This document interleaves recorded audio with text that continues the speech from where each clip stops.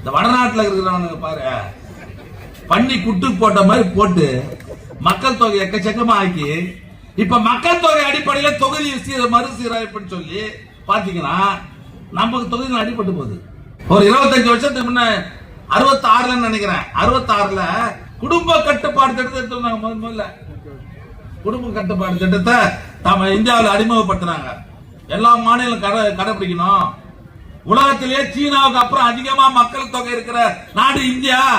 இது இப்படியே போச்சா நாடு உருப்படாது, மக்கள் தொகையை குறைக்கணும் அப்படின்னு சொல்லி குடும்ப கட்டுப்பாடு திட்டத்தை எடுத்து வந்தாங்க. எல்லா ஊரையும் முக்கோணம் போட்டான், சிவப்பு. இப்ப இருக்கிற ஏன் எல்லாம் தெரியாது. முதல்ல என்ன சொன்னா, நாம் இருவர் நமக்கு இருவர்னா. அதுக்கப்புறம் ஒரு 5 வருஷம் கழிச்சு இன்னும் அதிகமா தாங்க போயினே இருக்கிறதுனால நாம் இருவர் நமக்கு இருவர், நாம் இருவர் நமக்கு ஒருவர். அப்புறம் அதுக்கப்புறம் ஒரு 5 வருஷம் கழிச்சு நாமே குழந்தை நமக்கே குழந்தை. இத கரெக்டா கட்டுப்பாடு தமிழ்நாட்டுல தென் மாநிலங்கள்ல கேரளா, கர்நாடகா, ஆந்திரா, தமிழ்நாடு எல்லாம் மத்திய அரசு சொன்னது ஏத்துக்கிறோம் சொல்லி கட்டுக்கோப்பா இருந்து 1-2 மேல எவனும் பெற்றுக்கல நம்ம ஆளுங்க.